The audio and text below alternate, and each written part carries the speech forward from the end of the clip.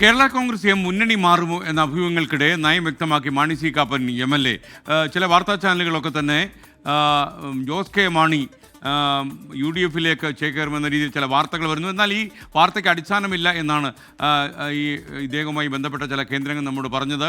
അതേസമയം തൻ്റെ നയം മാണി സി കാപ്പൻ ഇപ്പോൾ വ്യക്തമാക്കുന്നു. താനാണ് നിലവിലെ പാലായിലെ MLA.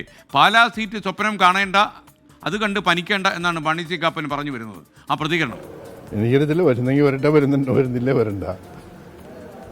എനിക്ക് പ്രത്യേകിച്ച് ഒരു അഭിപ്രായമില്ല. പ്രത്യേകിച്ചും പാലയും കോട്ടയൊക്കെ അങ്ങയുടെ ഒരു കീഴിൽ വരുന്ന അങ്ങ് അവിടെ അല്ല, പാല എന്റെ നിയോജക മണ്ഡലം, അത് ഞാൻ തന്നെ മത്സരിക്കും. അതിന് സംശയം വേണ്ട. മുന്നണി വിപുലീകരിക്കാൻ നല്ലൊരു നിലപാട് തന്നെയാണ് UDF മുന്നണി വിപുലീകരിച്ചോട്ടെ, ഞാനും അതിന്റെ ഒരു ഭാഗമാണല്ലോ.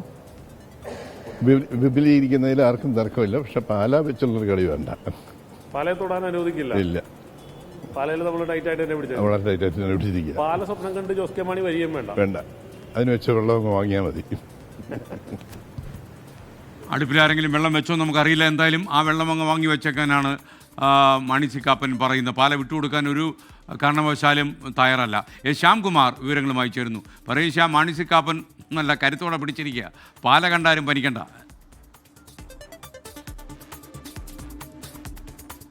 തീർച്ചയായും പാലയിലേക്ക് ആരും വരണ്ട. പാലാ സീറ്റ് സ്വപ്നം കാണുകയും വേണ്ട. താനാണ് MLA. അതുകൊണ്ട് തന്നെ പാലാ സീറ്റിന് ആരെങ്കിലും സ്വപ്നം കണ്ടിട്ടുണ്ടെങ്കിൽ അതിന് വെച്ച വെള്ളം അങ്ങ് വാങ്ങി വെച്ചേക്കെന്നാണ് മാണി സി കാപ്പൻ MLA തന്നെ വ്യക്തമാക്കിയത്.